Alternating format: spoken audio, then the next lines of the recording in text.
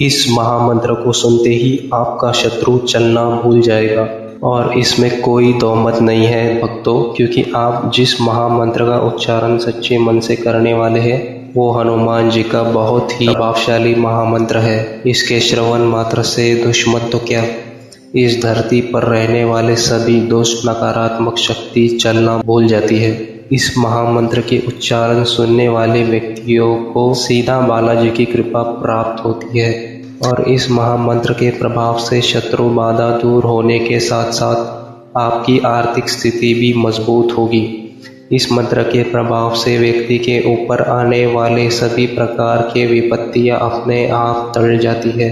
शत्रु एक ऐसा प्राणी है जो किसी भी निर्दोष, असहाय, कमजोर व्यक्ति को विपत्तियों के दलदल में धक्का देने के लिए हमेशा प्रयासरत रहता है और इनके ये प्रयास जब सफल हो जाते हैं तो विपत्तियां जीवन के सभी रंगों को बेरंग करके मनुष्य का जीवन नरक तुल्य बना देती है। लेकिन समय रहते व्यक्ति सनातन धर्म शास्त्रों में बताए गए कुछ बातों पर ध्यान देते हुए उपायों को करे तो इस प्रकार के विघ्न बाधाओं से जरूर बचा जा सकता है। हमारे हिंदू धर्म ग्रंथों में ये कहा गया है कि हनुमान जी कलयुग के अंत तक रहेंगे। हनुमान जी एक ऐसे दिव्य शक्ति है जिनकी जरूरत अशांति से भरी इस दुनिया को है। हनुमान जी एक आदर्श योद्धा और योगी दोनों के रूप में पूजनीय है। हनुमान जी अद्भुत शक्ति का प्रतिनिधित्व करते हैं। वह केवल चंचल छवि या काव्य रूपक नहीं है, बल्कि वो स्वयं उस परम शक्ति के अनंत आयाम है। दुनिया में आज जब नकारात्मक शक्तियों का आधिपत्य है तब हनुमान जी का स्मरण बेहद जरूरी हो जाता है। हनुमान जी सभी तरह की नकारात्मक शक्तियों को खत्म करने वाले देवता है। हनुमान जी के प्रति जो भी भक्त आस्था रखते हैं वो यह बात बहुत अच्छे से जानते हैं कि हनुमान जी की दर्शन मात्र से क्लेश, दुख और मन की नकारात्मकता दूर हो जाती है। हनुमान जी की महिमा के बारे में इतना कुछ बताया गया है कि उनके बारे में फिर से बताना उनके प्रति आस्था प्रकट करने जैसा है। आस्था अध्यात्म का ही गुण है। आस्था मन अवचेतन मन से और अवचेतन मन सूक्ष्म मन से, जहाँ सिर्फ ईश्वर पहुँचते हैं, इंसान सिर्फ महसूस करते हैं। अगर कोई व्यक्ति इस मंत्र उच्चारण पर अपनी आस्था बनाते हुए श्रवण करे तो उनके जीवन से सभी संकट अपने आप दूर होने लगेंगे। यदि आप अपना भाग्य बदलना चाहते हैं तो इस महामंत्र उच्चारण का प्रयोग कम से कम 7 दिन लगातार दिन भर में जब भी मौका मिले इस महामंत्र उच्चारण को पूरा सुने। मंत्र उच्चारण सुनते समय शत्रु बाधा से मुक्ति एवं अपनी सर्व मनोकामना पूर्ति होने के लिए हनुमान जी से आग्रह करते रहे और जब भी कोई मंत्र जाप करे या मंत्र उच्चारण को सुने तो पूरा सुने, क्योंकि शास्त्रों के अनुसार 108 बार से कम किया गया मंत्र जाप फलदायी साबित नहीं हो पाता है। इसलिए मंत्र संख्या पर ध्यान देते हुए मंत्र उच्चारण को पूरा 108 तक सुने। ओम नमो हनुमते रुद्रावताराय भक्तजनमना कल्पना कल्पद्रुमायं दुष्टमनोरथस्तंभनाय प्रभंजन प्राण प्रियाय महाबल पराक्रमाय महाविपत्ति निवारणाय पुत्र पौत्र धन धान्य विधि संप्रदाय रामदूताय स्वाहा। ओम नमो हनुमते रुद्रावताराय भक्तजनमना कल्पना कल्पद्रुमायं दुष्टमनोरथस्तंभनाय प्रभंजन प्राण प्रियाय महाबल पराक्रमाय महाविपत्ति निवारणाय पुत्र पौत्र धन धान्य विधि संप्रदाय रामदूताय स्वाहा। ओम नमो हनुमते रुद्रावताराय भक्तजनमना कल्पना कल्पद्रुमायं दुष्टमनोरथस्तंभनाय प्रभंजन प्राण प्रियाय महाबल पराक्रमाय महाविपत्ति निवारणाय पुत्र पौत्र धन धान्य विधि संप्रदाय रामदूताय स्वाहा। ओम नमो हनुमते रुद्रावताराय भक्तजनमना कल्पना कल्पद्रुमायं दुष्टमनोरथस्तंभनाय प्रभंजन प्राण प्रियाय महाबल पराक्रमाय महाविपत्ति निवारणाय पुत्र पौत्र धन धान्य विधि संप्रदाय रामदूताय स्वाहा।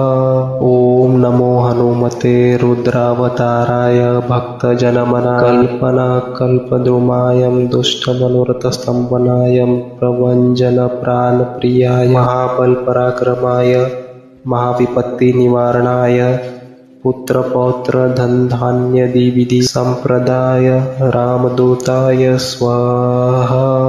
ओम नमो हनुमते रुद्रावताराय भक्तजनमना कल्पना कल्पद्रुमायं दुष्टमनोरथस्तम्भनायं प्रभञ्जन प्राणप्रियाय महाबल पराक्रमाय महाविपत्ति निवारणाय पुत्र पौत्र धन धान्य विधि संप्रदाय रामदूताय स्वाहा। ओम नमो हनुमते रुद्रावताराय भक्तजनमना कल्पना कल्पद्रुमायं दुष्टमनोरथस्तम्भनायं प्रभञ्जन प्राणप्रियाय महाबल पराक्रमाय महाविपत्ति निवारणाय पुत्र पौत्र धन धान्य विधि संप्रदाय रामदूताय स्वाहा। ओम नमो हनुमते रुद्रावताराय भक्तजनमना कल्पना कल्पद्रुमायं दुष्टमनोरथस्तम्भनायं प्रभञ्जन प्राणप्रियाय महाबल पराक्रमाय महाविपत्ति निवारणाय पुत्र पौत्र धन धान्य विधि संप्रदाय रामदूताय स्वाहा। ओम नमो हनुमते रुद्रावताराय भक्तजनमना कल्पना कल्पद्रुमायं दुष्टमनोरथस्तम्भनायं प्रभञ्जन प्राणप्रियाय महाबल पराक्रमाय महाविपत्ति निवारणाय पुत्र पौत्र धन धान्य विधि संप्रदाय रामदूताय स्वाहा। ओम नमो हनुमते रुद्रावताराय भक्तजनमना कल्पना कल्पद्रुमायं दुष्टमनोरथस्तम्भनायं प्रभञ्जन प्राणप्रियाय महाबल पराक्रमाय महाविपत्ति निवारणाय पुत्र पौत्र धन धान्य विधि संप्रदाय रामदूताय स्वाहा।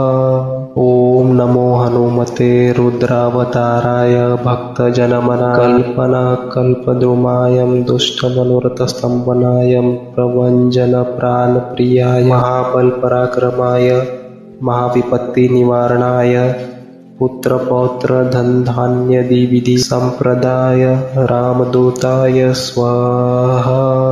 ओम नमो हनुमते रुद्रावताराय भक्तजनमना कल्पना कल्पद्रुमायं दुष्टमनोरथस्तम्भनायं प्रभञ्जन प्राणप्रियाय महाबल पराक्रमाय महाविपत्ति निवारणाय पुत्र पौत्र धन धान्य विधि संप्रदाय रामदूताय स्वाहा।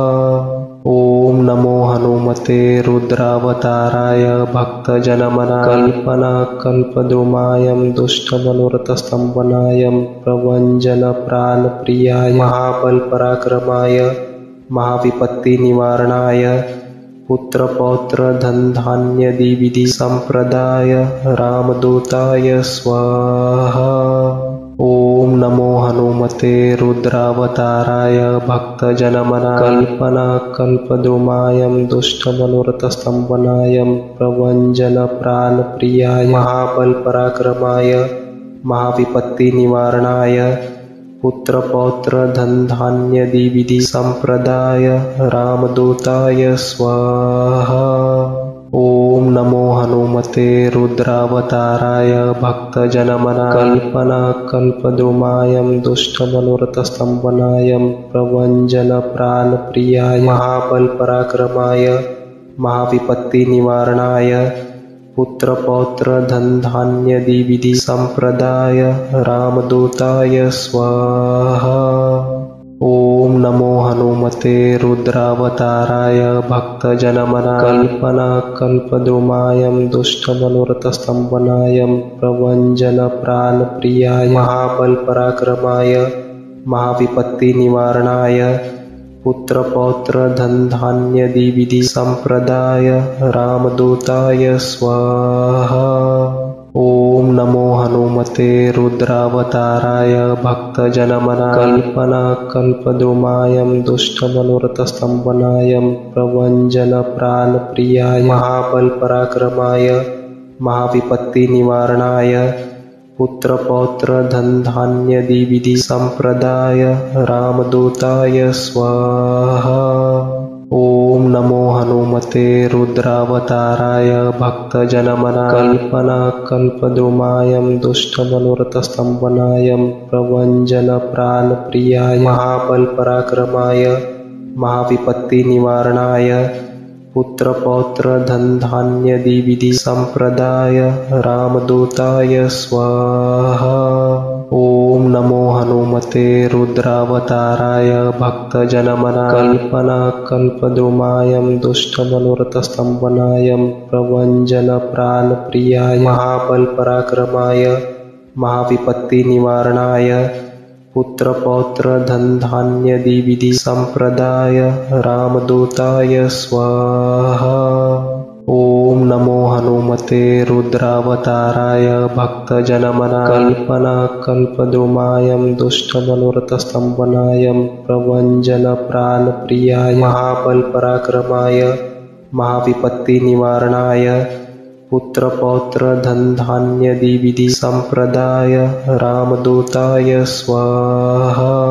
ओम नमो हनुमते रुद्रावताराय भक्तजनमना कल्पना कल्पद्रुमायं दुष्टमनुरतस्तम्भनायं प्रभञ्जनप्राणप्रियाय महाबलपराक्रमाय महाविपत्तिनिवारणाय पुत्रपौत्रधनधान्यादिविधि संप्रदाय रामदूताय स्वाहा।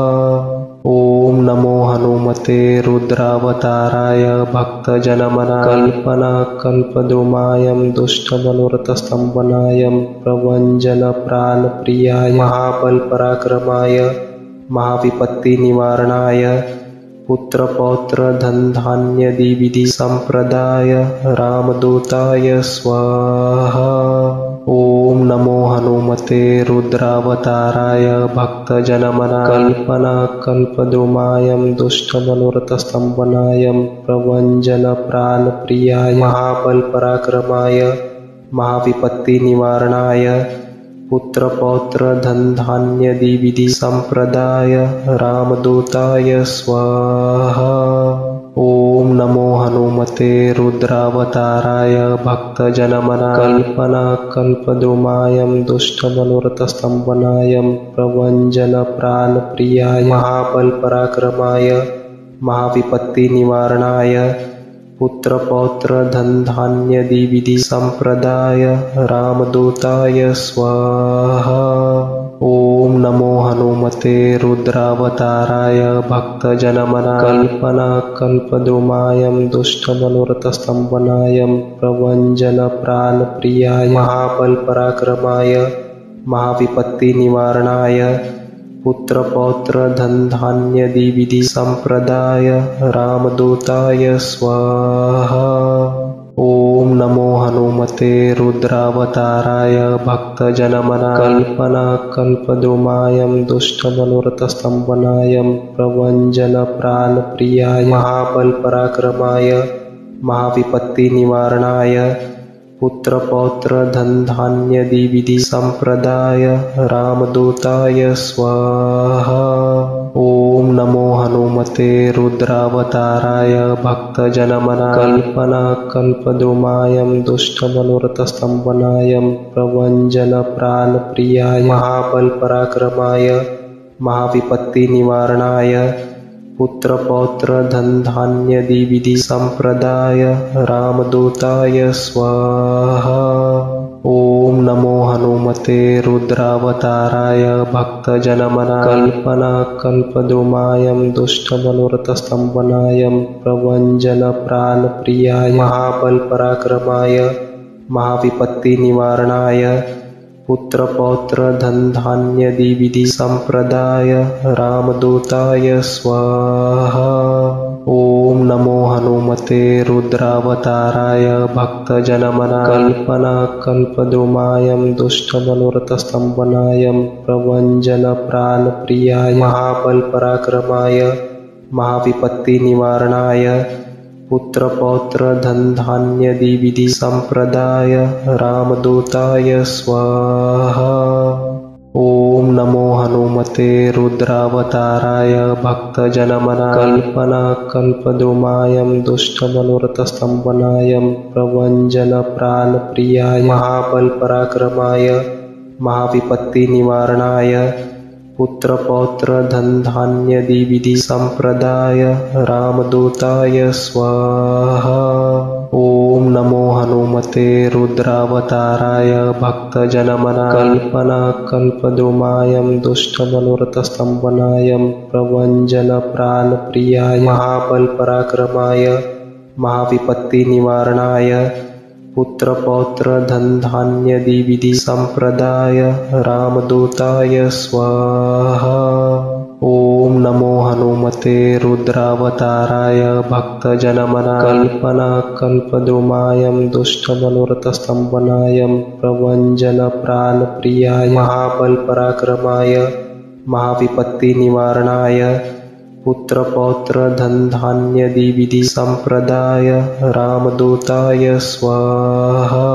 ओम नमो हनुमते रुद्रावताराय भक्तजनमना कल्पना कल्पद्रुमायं दुष्टमनुरतस्तंभनाय प्रभंजन प्राण प्रियाय महाबल पराक्रमाय महाविपत्ति निवारणाय पुत्र पौत्र धन धान्य द्विविधि संप्रदाय रामदूताय स्वाहा। ओम नमो हनुमते रुद्रावताराय भक्तजनमना कल्पना कल्पद्रुमायं दुष्टमनुरतस्तंभनाय प्रभंजन प्राण प्रियाय महाबल पराक्रमाय महाविपत्ति निवारणाय पुत्र पौत्र धन धान्य द्विविधि संप्रदाय रामदूताय स्वाहा। ओम नमो हनुमते रुद्रावताराय भक्तजनमना कल्पना कल्पद्रुमायं दुष्टमनुरतस्तंभनाय प्रभंजन प्राण प्रियाय महाबल पराक्रमाय महाविपत्ति निवारणाय पुत्र पौत्र धन धान्य द्विविधि संप्रदाय रामदूताय स्वाहा। ओम नमो हनुमते रुद्रावताराय भक्तजनमना कल्पना कल्पद्रुमायं दुष्टमनुरतस्तंभनाय प्रभंजन प्राण प्रियाय महाबल पराक्रमाय महाविपत्ति निवारणाय पुत्र पौत्र धन धान्य द्विविधि संप्रदाय रामदूताय स्वाहा। ओम नमो हनुमते रुद्रावताराय भक्तजनमना कल्पना कल्पद्रुमायं दुष्टमनुरतस्तंभनाय प्रभंजन प्राण प्रियाय महाबल पराक्रमाय महाविपत्ति निवारणाय पुत्र पौत्र धन धान्य द्विविधि संप्रदाय रामदूताय स्वाहा। ओम नमो हनुमते रुद्रावताराय भक्तजनमना कल्पना कल्पद्रुमायं दुष्टमनुरतस्तंभनाय प्रभंजन प्राण प्रियाय महाबल पराक्रमाय महाविपत्ति निवारणाय पुत्र पौत्र धन धान्य द्विविधि संप्रदाय रामदूताय स्वाहा। ओम नमो हनुमते रुद्रावताराय भक्तजनमना कल्पना कल्पद्रुमायं दुष्टमनुरतस्तंभनाय प्रभंजन प्राण प्रियाय महाबल पराक्रमाय महाविपत्ति निवारणाय पुत्र पौत्र धन धान्य द्विविधि संप्रदाय रामदूताय स्वाहा। ओम नमो हनुमते रुद्रावताराय भक्तजनमना कल्पना कल्पद्रुमायं दुष्टमनुरतस्तंभनाय प्रभंजन प्राण प्रियाय महाबल पराक्रमाय महाविपत्ति निवारणाय पुत्र पौत्र धन धान्य द्विविधि संप्रदाय रामदूताय स्वाहा। ओम नमो हनुमते रुद्रावताराय भक्तजनमना कल्पना कल्पद्रुमायं दुष्टमनुरतस्तंभनाय प्रभंजन प्राण प्रियाय महाबल पराक्रमाय महाविपत्ति निवारणाय पुत्र पौत्र धन धान्य द्विविधि संप्रदाय रामदूताय स्वाहा। ओम नमो हनुमते रुद्रावताराय भक्तजनमना कल्पना कल्पद्रुमायं दुष्टमनुरतस्तम्भनायं प्रभञ्जन प्राणप्रियाय महाबलपराक्रमाय महाविपत्तिनिवारणाय पुत्रपौत्र धनधान्यादि संप्रदाय रामदूताय स्वाहा। ओम नमो हनुमते रुद्रावताराय भक्तजनमना कल्पना कल्पद्रुमायं दुष्टमनुरतस्तम्भनायं प्रभञ्जन प्राणप्रियाय महाबलपराक्रमाय महाविपत्तिनिवारणाय पुत्रपौत्र धनधान्यादि संप्रदाय रामदूताय स्वाहा। ओम नमो हनुमते रुद्रावताराय भक्तजनमना कल्पना कल्पद्रुमायं दुष्टमनुरतस्तम्भनायं प्रभञ्जन प्राणप्रियाय महाबलपराक्रमाय महाविपत्तिनिवारणाय पुत्रपौत्र धनधान्यादि संप्रदाय रामदूताय स्वाहा। ओम नमो हनुमते रुद्रावताराय भक्तजनमना कल्पना कल्पद्रुमायं दुष्टमनुरतस्तम्भनायं प्रभञ्जन प्राणप्रियाय महाबलपराक्रमाय महाविपत्तिनिवारणाय पुत्रपौत्र धनधान्यादि संप्रदाय रामदूताय स्वाहा। ओम नमो हनुमते रुद्रावताराय भक्तजनमना कल्पना कल्पद्रुमायं दुष्टमनुरतस्तम्भनायं प्रभञ्जन प्राणप्रियाय महाबलपराक्रमाय महाविपत्तिनिवारणाय पुत्रपौत्र धनधान्यादि संप्रदाय रामदूताय स्वाहा। ओम नमो हनुमते रुद्रावताराय भक्तजनमना कल्पना कल्पद्रुमायं दुष्टमनुरतस्तम्भनायं प्रभञ्जन प्राणप्रियाय महाबलपराक्रमाय महाविपत्तिनिवारणाय पुत्रपौत्र धनधान्यादि संप्रदाय रामदूताय स्वाहा। ओम नमो हनुमते रुद्रावताराय भक्तजनमना कल्पना कल्पद्रुमायं दुष्टमनुरतस्तम्भनायं प्रभञ्जन प्राणप्रियाय महाबलपराक्रमाय महाविपत्तिनिवारणाय पुत्रपौत्र धनधान्यादि संप्रदाय रामदूताय स्वाहा। ओम नमो हनुमते रुद्रावताराय भक्तजनमना कल्पना कल्पद्रुमायं दुष्टमनुरतस्तम्भनायं प्रभञ्जन प्राणप्रियाय महाबलपराक्रमाय महाविपत्तिनिवारणाय पुत्रपौत्र धनधान्यादि संप्रदाय रामदूताय स्वाहा। ओम नमो हनुमते रुद्रावताराय भक्तजनमना कल्पना कल्पद्रुमायं दुष्टमनुरतस्तम्भनायं प्रभञ्जन प्राणप्रियाय महाबलपराक्रमाय महाविपत्तिनिवारणाय पुत्रपौत्र धनधान्यादि संप्रदाय रामदूताय स्वाहा। ओम नमो हनुमते रुद्रावताराय भक्तजनमना कल्पना कल्पद्रुमायं दुष्टमनुरतस्तम्भनायं प्रभञ्जन प्राणप्रियाय महाबलपराक्रमाय महाविपत्तिनिवारणाय पुत्रपौत्र धनधान्यादि संप्रदाय रामदूताय स्वाहा। ओम नमो हनुमते रुद्रावताराय भक्तजनमना कल्पना कल्पद्रुमायं दुष्टमनुरतस्तम्भनायं प्रभञ्जन प्राणप्रियाय महाबलपराक्रमाय महाविपत्तिनिवारणाय पुत्रपौत्र धनधान्यादि संप्रदाय रामदूताय स्वाहा। ओम नमो हनुमते रुद्रावताराय भक्तजनमना कल्पना कल्पद्रुमायं दुष्टमनुरतस्तम्भनायं प्रभञ्जन प्राणप्रियाय महाबलपराक्रमाय महाविपत्तिनिवारणाय पुत्रपौत्र धनधान्यादि संप्रदाय रामदूताय स्वाहा। ओम नमो हनुमते रुद्रावताराय भक्तजनमना कल्पना कल्पद्रुमायं दुष्टमनुरतस्तम्भनायं प्रभञ्जन प्राणप्रियाय महाबलपराक्रमाय महाविपत्तिनिवारणाय पुत्रपौत्रधनधान्यादिविधि संप्रदाय रामदूताय स्वाहा। ओम नमो हनुमते रुद्रावताराय भक्तजनमना कल्पनाकल्पद्रुमाय दुष्टमनोरथस्तम्भनाय प्रभञ्जनप्राणप्रियाय महाबलपराक्रमाय महाविपत्तिनिवारणाय पुत्रपौत्रधनधान्यादिविधि संप्रदाय रामदूताय स्वाहा।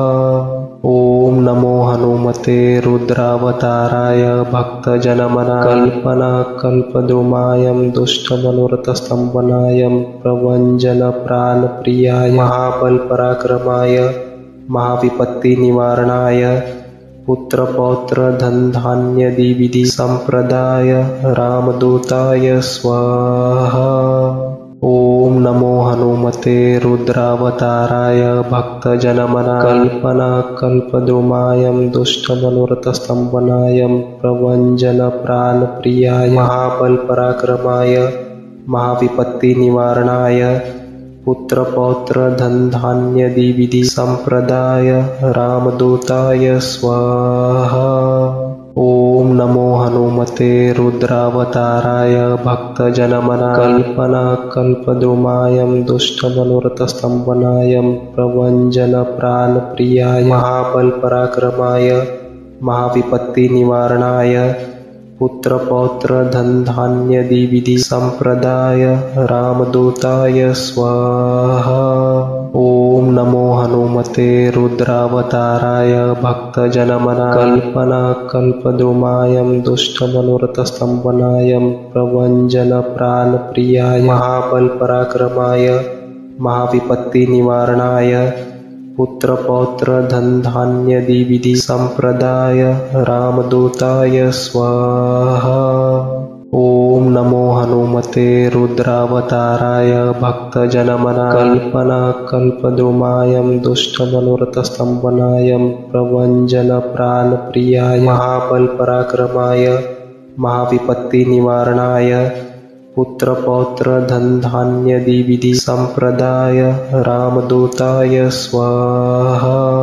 ओम नमो हनुमते रुद्रावताराय भक्तजनमना कल्पनाकल्पद्रुमाय दुष्टमनोरथस्तम्भनाय प्रभञ्जनप्राणप्रियाय महाबलपराक्रमाय महाविपत्तिनिवारणाय पुत्रपौत्रधनधान्यादिविधि संप्रदाय रामदूताय स्वाहा।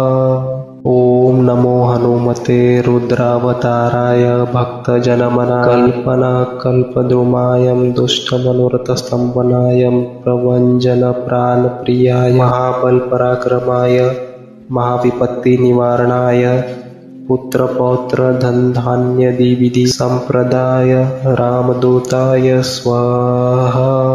ओम नमो हनुमते रुद्रावताराय भक्तजनमना कल्पनाकल्पद्रुमाय दुष्टमनोरथस्तम्भनाय प्रभञ्जनप्राणप्रियाय महाबलपराक्रमाय महाविपत्तिनिवारणाय पुत्रपौत्रधनधान्यादिविधि संप्रदाय रामदूताय स्वाहा। ओम नमो हनुमते रुद्रावताराय भक्तजनमना कल्पनाकल्पद्रुमाय दुष्टमनोरथस्तम्भनाय प्रभञ्जनप्राणप्रियाय महाबलपराक्रमाय महाविपत्तिनिवारणाय पुत्रपौत्रधनधान्यादिविधि संप्रदाय रामदूताय स्वाहा। ओम नमो हनुमते रुद्रावताराय भक्तजनमना कल्पनाकल्पद्रुमाय दुष्टमनोरथस्तम्भनाय प्रभञ्जनप्राणप्रियाय महाबलपराक्रमाय महाविपत्तिनिवारणाय पुत्रपौत्रधनधान्यादिविधि संप्रदाय रामदूताय स्वाहा। ओम नमो हनुमते रुद्रावताराय भक्तजनमना कल्पनाकल्पद्रुमाय दुष्टमनोरथस्तम्भनाय प्रभञ्जनप्राणप्रियाय महाबलपराक्रमाय महाविपत्तिनिवारणाय पुत्रपौत्र धन धान्यदि विधि संप्रदाय रामदूताय स्वाहा। ओम नमो हनुमते रुद्रावताराय भक्तजनमना कल्पना कल्पद्रुमायं दुष्टमनुरतस्तंभनायं प्रभञ्जन प्राणप्रियाय महाबल पराक्रमाय महाविपत्ति निवारणाय पुत्रपौत्र धन धान्यदि विधि संप्रदाय रामदूताय स्वाहा।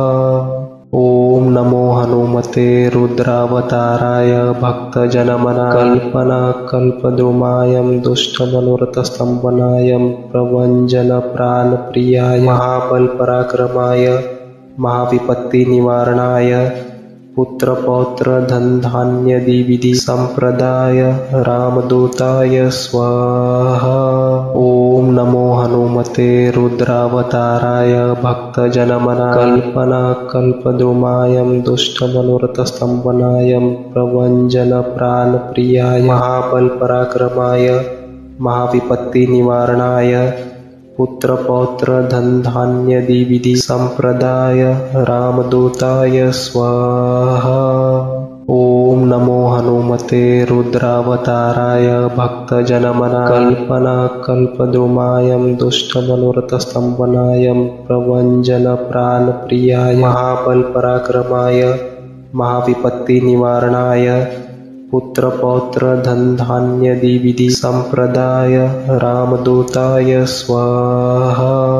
ओम नमो हनुमते रुद्रावताराय भक्तजनमना कल्पना कल्पद्रुमायं दुष्टमनुरतस्तंभनायं प्रभञ्जन प्राणप्रियाय महाबल पराक्रमाय महाविपत्ति निवारणाय पुत्रपौत्र धन धान्यदि विधि संप्रदाय रामदूताय स्वाहा।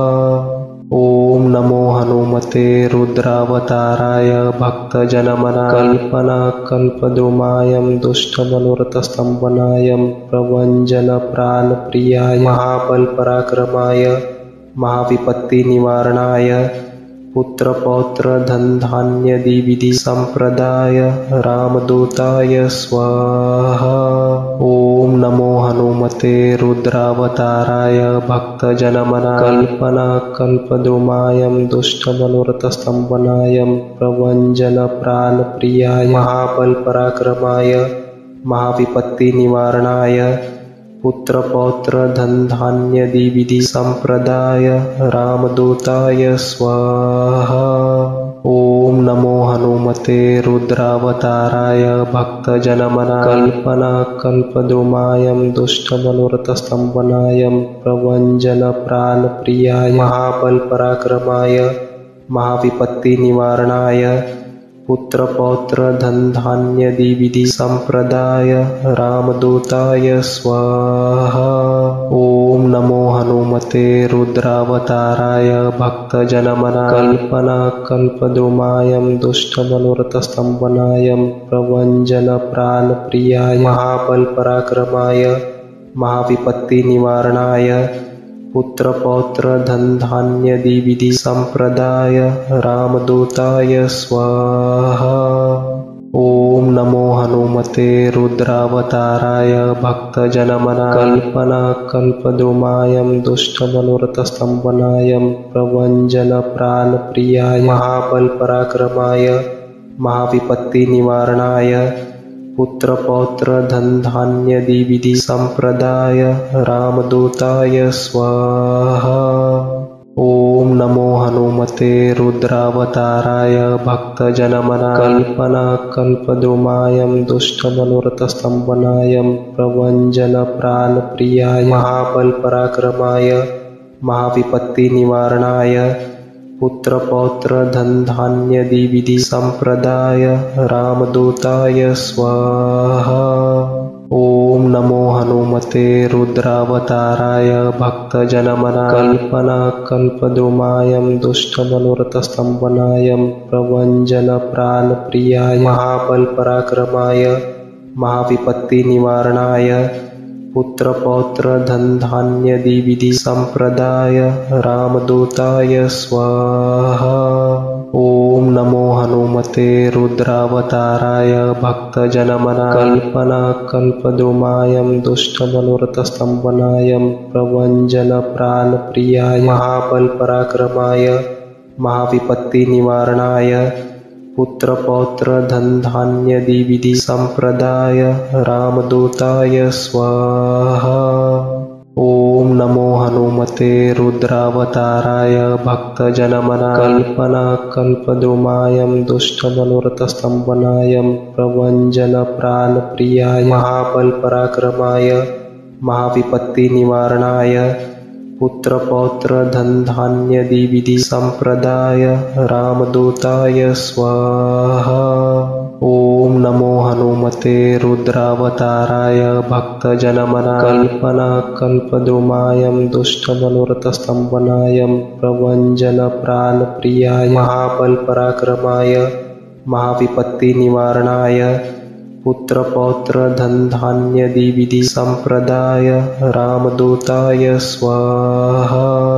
ओम नमो हनुमते रुद्रावताराय भक्तजनमना कल्पना कल्पद्रुमायं दुष्टमनुरतस्तम्भनायं प्रभञ्जन प्राणप्रियाय महाबलपराक्रमाय महाविपत्तिनिवारणाय पुत्रपौत्र धनधान्यादि संप्रदाय रामदूताय स्वाहा। ओम नमो हनुमते रुद्रावताराय भक्तजनमना कल्पना कल्पद्रुमायं दुष्टमनुरतस्तम्भनायं प्रभञ्जन प्राणप्रियाय महाबलपराक्रमाय महाविपत्तिनिवारणाय पुत्रपौत्र धनधान्यादि संप्रदाय रामदूताय स्वाहा। ओम नमो हनुमते रुद्रावताराय भक्तजनमना कल्पना कल्पद्रुमायं दुष्टमनुरतस्तम्भनायं प्रभञ्जन प्राणप्रियाय महाबलपराक्रमाय महाविपत्तिनिवारणाय पुत्रपौत्र धनधान्यादि संप्रदाय रामदूताय स्वाहा। ओम नमो हनुमते रुद्रावताराय भक्तजनमना कल्पना कल्पद्रुमायं दुष्टमनुरतस्तम्भनायं प्रभञ्जन प्राणप्रियाय महाबलपराक्रमाय महाविपत्तिनिवारणाय पुत्रपौत्र धनधान्यादि संप्रदाय रामदूताय स्वाहा। ओम नमो हनुमते रुद्रावताराय भक्तजनमना कल्पना कल्पद्रुमायं दुष्टमनुरतस्तम्भनायं प्रभञ्जन प्राणप्रियाय महाबलपराक्रमाय महाविपत्तिनिवारणाय पुत्रपौत्र धनधान्यादि संप्रदाय रामदूताय स्वाहा। ओम नमो हनुमते रुद्रावताराय भक्तजनमना कल्पना कल्पद्रुमायं दुष्टमनुरतस्तम्भनायं प्रभञ्जन प्राणप्रियाय महाबलपराक्रमाय महाविपत्तिनिवारणाय पुत्रपौत्र धनधान्यादि संप्रदाय रामदूताय स्वाहा। ओम नमो हनुमते रुद्रावताराय भक्तजनमना कल्पना कल्पद्रुमायं दुष्टमनुरतस्तम्भनायं प्रभञ्जन प्राणप्रियाय महाबलपराक्रमाय महाविपत्तिनिवारणाय पुत्रपौत्र धनधान्यादि संप्रदाय रामदूताय स्वाहा।